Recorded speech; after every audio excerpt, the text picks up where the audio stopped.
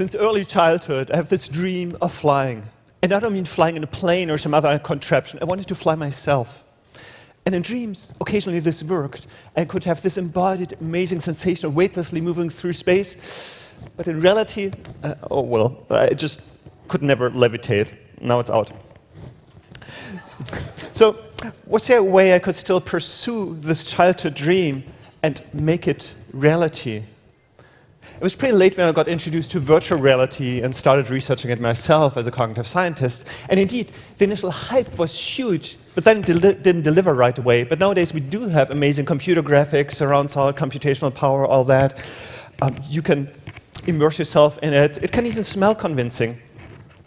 But still, something often just doesn't seem right, feel right. It's just not like flying.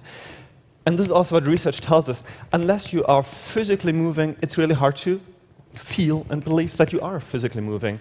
And that's a problem, because if you don't feel and perceive the same, we likely won't behave the same. And indeed, people get a lot more easily lost in virtual environments than in reality. And that's one of the reasons why we have these amazing motion simulators, but they're not for everybody's budget.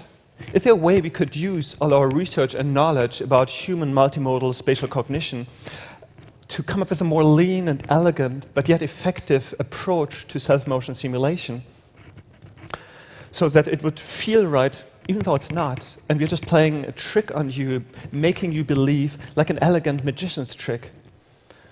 Is there a way we could make the virtual feel more real by providing you an embodied illusion of self-motion? So here's one of the approaches we researched. Daniel here is simply moving and leaning into the direction he wants to travel, and this controls the simulation. No motors, no actuators needed. But yet the illusion of self-motion is quite compelling, especially if there's a lot of high contrast visual flow on a large screen in front of you, naturalistic scenes, spatialized sound, vibrations, all that can contribute to an illusion that can be virtually indistinguishable from actual self-motion. Now, for me as a researcher, this is really exciting. But, well, not everybody's a researcher, I recently learned. I mean, even I have this hidden tester soul, well hidden, that really would like to do something useful before I retire. So, is there a way we could take all this basic research out of the ivory tower of academia and do something meaningful with it? For example, could we use it to improve the way we interact with computers?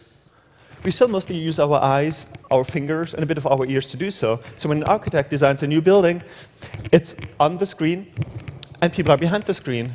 But that's quite different than experiencing actual architecture by walking through space, changing perspective. So could an embodied illusion of self-motion help? And how could we show and research this? So when I physically move through space, don't do this on screen, on the stage, even with my eyes closed and a bit of a high cognitive load, I still know my audience is here, here's my timer, here's my screen, and here's the camera. Whereas if you're just asked to imagine this or see it on the screen, it's a lot harder. So could the illusion of moving to a new perspective help? And that's indeed what we found, that the self-motion illusion can indeed facilitate perspective switches and thus enable you to orient and behave more naturally. So where could all this lead us?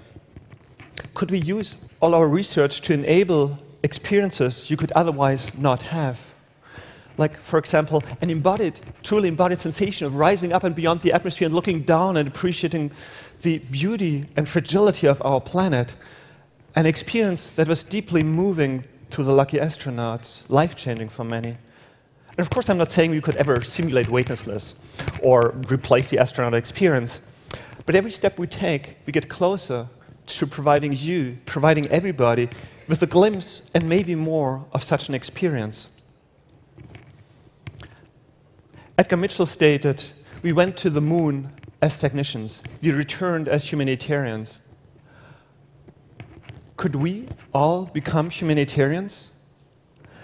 My vision is to move you in and through virtual reality. Thank you.